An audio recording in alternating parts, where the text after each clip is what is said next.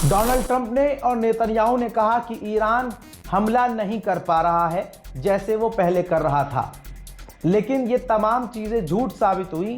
दोस्तों, कल रात को ईरान ने अरब में अमेरिकी ठिकानों को निशाना बनाया, जिसमें एक बिल्डिंग हमने जलती हुई दिखाई और बताया कि ये होटल पर हमला है।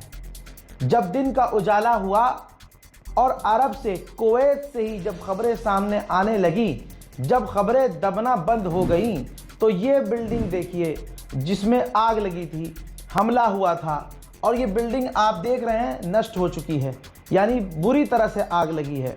दोस्तों, बताना चाहूँगा कि ये CIA की बिल्डिंग है।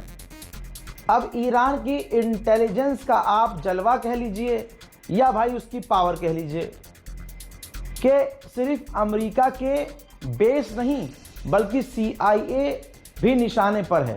CIA की बिल्डिंग जो कुवैत में थी, जहां अमेरिकी मौजूद थे, उस जगह ईरान का ड्रोन जाकर हिट हुआ। उधर साइप्रस के विदेश मंत्री ने ऐलान किया है कि जो ड्रोन हम पर आए थे वो ऑब्वियसली ईरान की प्रॉक्सीज से आए थे और वो लेबनान से आए थे। अब साइप्रस में UK के बेस पर हमला होने के बाद साइप्रस में जमावड़ा लग रहा है। यहाँ तक कि फ्रांस के राष्ट्रपति इमैनुअल मैक्रोन भी वहाँ पहुँचने वाले हैं।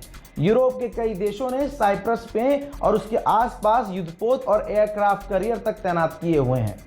यूरोप के फाइटर जेट साइप्रस के बर्तानिया के जो बेस हैं उसको बचाने के लिए तैनात कर चुके हैं, और उसी की होड़ में साइप्रस के दूसरे इलाके जिस पर तुर्की का कब्जा है, तुर्की ने भी अपने फाइटर जेट वहां तैनात कर दिए हैं।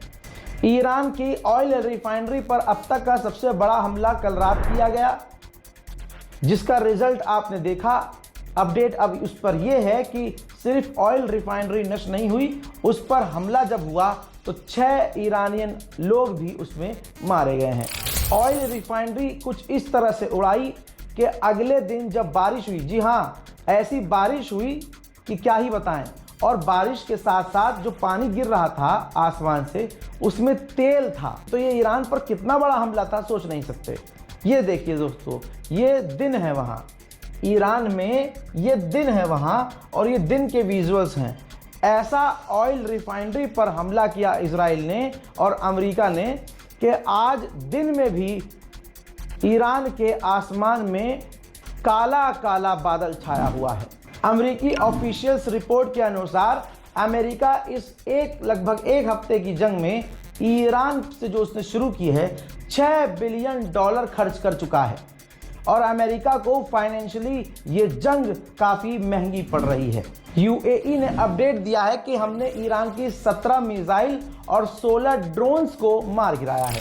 IRIGC के ऑफिशियल ने कहा है कि अमेरिका इजराइल ये कह रहे हैं, क्लेम कर रहे हैं कि हमें पता है कि ईरान के पास कितने मिसाइल और कितने हथियार हैं, तो वो काउंट करते रहें, हमारे पास, ईरान के पास अभी और भी खतरनाक हथियार हैं, तो अमेरिका इजराइल गिनते रहें। पिछले 48 घंटे में ईरान का सबसे बड़ा नुकसान हुआ है। आइए ईरान का मैं आपको एयरपोर्ट दिखा देता हूं। ये तेहरान एयरपोर्ट है, जिसमें लगभग 14 से 15 पैसेंजर विमान तबाह दिख रहे हैं। ईरान के पहले भी जहाज इसी तरह से पैसेंजर विमान उड़ाए गए, और खासकर तेहरान के एयरपोर्ट को अब इजराइल और अमेरिका ने तबाह कर दिया है। खबर बार बार आ रही है कि अमेरिका ईरान में अपनी फौज उस जगह उतारने वाला है जहां ईरान का न्यूक्लियर प्लांट है। कहा जा रहा है कि जिस जगह पर ईरान ने अपना यूरेनियम रखा है, अमेरिकी फौज उस यूरेनियम को लेने के लिए आ रही है ईरान में। हालांकि ये बात अलग है कि अगर अमेरिका की फौज ईरान में उतर गई तो उसका मकसद सिर्फ और सिर्फ यूरेनियम नहीं, बल्कि ईरान का आइलैंड और ईरान के तेल पर कब्जा करना सबसे मेन मकसद होगा। ईरान ने ऑफिशियली कहा है कि 1200 लोग हमारे शहीद हो गए हैं और 10,000 लोग घायल हैं। ब्रिटेन में रूस के जो एम्बेसडर हैं, उन्होंने बर्तानिया में रहते हुए एक इंटरव्यू में कहा कि रूस इस जंग में न्यूट्रल नहीं है, हम हर तरह से ईरान के साथ हैं। अमेरिका ने बिना किसी प्लान के हमला किया, बिना किसी एग्जिट प्लान के अटैक किया, और अभी जो कुछ भी हो रहा है ये सबसे खतरनाक है। अमेरिका और इजराइल के खौफनाक हमलों में ये देख लीजिए, बिफोर आफ्टर सैटेलाइट इमेज दिखा रहा हूं मैं आपको, जिसमें साफ नजर आ रहा है कि ईरान की मिलिट्री साइट भी पूरी तरह से डैमेज हुई है। काफी ज्यादा नुकसान ईरान को उठाना पड़ रहा है। हजरात मोहतरम, पूरी दुनिया का मुसलमान ईरान के साथ खड़ा हुआ नजर आ रहा है और खासकर राजधानी दिल्ली में ईरान ने सोचा कि इतनी मोहब्बत मिल रही है तो अपनी एम्बेसी 3 दिन के लिए खोल देते हैं, ताकि आम जनता आकर वहाँ जो एक किताब रखी है उसमें अपना शोक लिख सके, उर्दू में, हिंदी में, इंग्लिश में, जो भी आपके मन में आए। आप ईरान के लिए और सुप्रीम लीडर की जो शहादत हुई है उस पर आप दुख व्यक्त कर सकें। ठीक, लेकिन अफसोस के साथ हुआ ये कि 2 दिन गुजर चुका, लोग नहीं पहुंचे। Experience seamless investing with Angel One. Open free. ठीक, लेकिन अफसोस के साथ हुआ ये कि 2 दिन गुजर चुका, लोग नहीं पहुंचे। अब आखिरी दिन है, कल मंडे 9 मार्च, जहां मैं पहुंचने की कोशिश कर रहा हूं। इंशाल्लाह पहुंचूंगा। दोपहर 1 बजे का टाइम है। दोपहर 1 बजे अगर आप पहुंच सकते हैं तो कम से कम आप पहुंचने की कोशिश कीजिए। सिर्फ ऑनलाइन लिख देने से आई सपोर्ट ईरान से कुछ नहीं होता। सुप्रीम लीडर की शहादत हुई है, ईरान मुसीबत में है, मुश्किल में है। कम से कम अगर फलाना नहीं सपोर्ट कर सकता, लेकिन हम तो कर सकते हैं फिर। लेकिन ईरान ने हम पर भरोसा किया, भारतीयों पर, कि भारत के मुसलमान, खासकर दिल्ली के मुसलमान आएंगे, 4 बातें लिखकर जाएंगे मोहब्बत में। लेकिन ऐसा नहीं हो रहा है। तो कम से कम हम ईरान के दिल को न दुखाएं, हम ईरान को धोखा न दें। इजराइल ने फिर से ऐलान किया है कि ईरान अपनी 70% मिसाइल कैपेबिलिटी खो चुका है। दोस्तों, यूएई ने कंफर्म किया है कि ईरान के हमलों में हमारे मुल्क में 4 लोग मारे गए जो विदेशी हैं। अब आप यूं कहें कि ईरान से इजराइल डर नहीं रहा, तो ये भी बहुत गलत बात होगी, क्योंकि ये तस्वीर है तेल अवीव के मेट्रो स्टेशन की। जनता अपने घरों में नहीं सो रही है, metro station, underground metro station में अपना बिस्तरा और कैंप लगाकर सो रही है। कुछ यूं अपनी जान ईरान से बचा रही है। ये जंग अमेरिका ने शुरू की, एक तरफा हमला किया और उसने सोचा कि सुप्रीम लीडर को कत्ल करते ही हमारी जीत हो जाएगी। इजराइल ने भी यही सोचा था। लेकिन आज बड़े ही ईरान का कितना भी नुकसान हो रहा हो, दुश्मन के दिलों में खौफ ऐसा है कि तेल अवीव के एयरपोर्ट पर यहूदी भगदड़ मचाते नजर आ रहे हैं। यहां तक कि कहा जा रहा है कि हजारों की तादाद में यहूदी इजराइल छोड़कर भाग गए हैं। देखिए,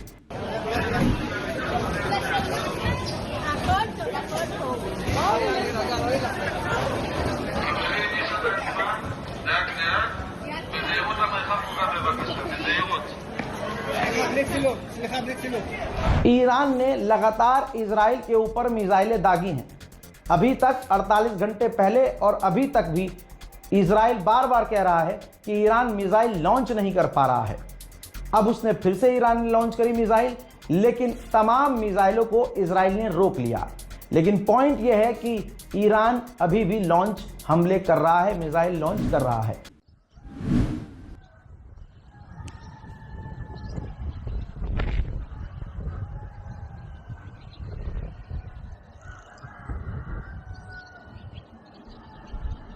אימא'לה נפל. נפל. תראו איזה פסיכי. מול העיניים שלנו. מעלינו. מה זה טיל? מטורף.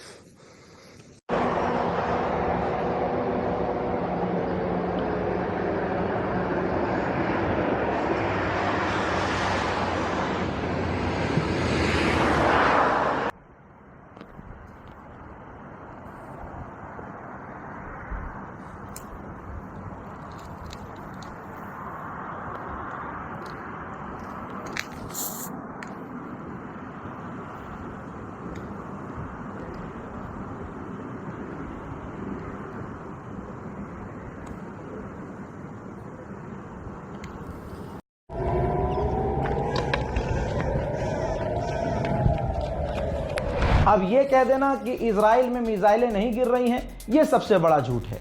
क्योंकि इजराइल विदेशी पत्रकारों को गिरफ्तार कर रहा है, यहां तक कि अपने लोगों को गिरफ्तार कर रहा है। इजराइल के radio, TV channel, social media के जरिए, मैसेज के जरिए लोगों को, यहूदियों को कह रहा है कि जिन जगह पर ईरान की मिसाइलों ने तबाही मचाई है, आप उनका वीडियो ना बनाएं। इसके बावजूद अगर इजराइल में लोग वीडियो बना रहे हैं तो इजराइल की पुलिस लोगों को सामने से जाकर रोक रही है। רגע, אמרת התקהלות אסורה, אני הולך. אתה אמרת התקהלות אסורה? רגע. אז אני רוצה ללכת מעכשיו. אמרת התקהלות אסורה? רגע, אבל אתה אמרת לי התקהלות אסורה. אני אומר לך לעצור. לא, רגע, אתה לא יכול להגיד לי לזוז. התקהלות אסורה, אמרת להתפזר. לך עכשיו לעצור. מה זה לא הבנתי? אתה אומר לי להתפזר, אני מתפזר? सोचिए, अभी 24 घंटे पहले मसूद पेजेश्कियान ने माफी मांगी तो बहुत बड़ा बवाल खड़ा हो गया और ट्रंप ने तुरंत आकर जीत का ऐलान कर दिया। अरब देश भी फैल गए कि अल्लाह माफी मांग ली हमसे। लेकिन अब ठीक 24 घंटे के बाद मसूद पेजेश्कियान ने क्या कहा, उस पर भी ध्यान दीजिए।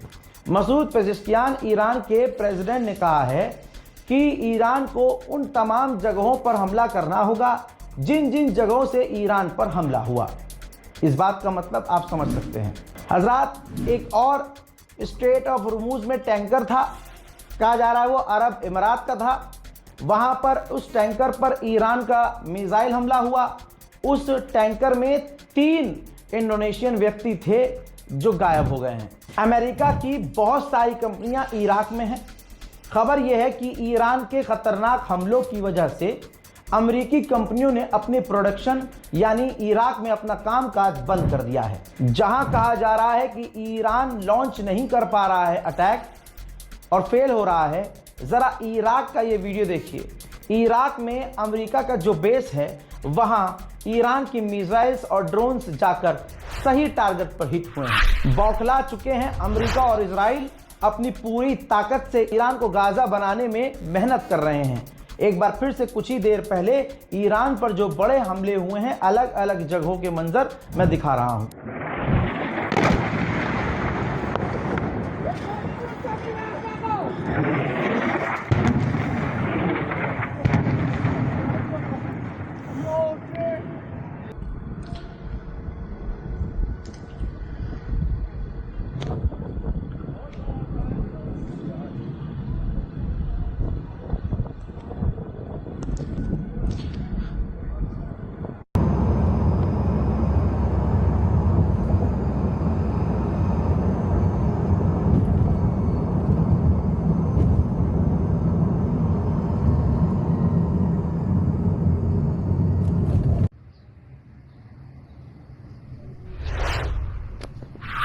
मोहतरम हजरात, इस रिपोर्ट को शेयर कीजिए। उम्मीद करता हूं कि ईरान एम्बेसी में कल दोपहर 1 बजे नई दिल्ली में आपसे मुलाकात होगी। फिलहाल के लिए इतना ही। जय हिंद।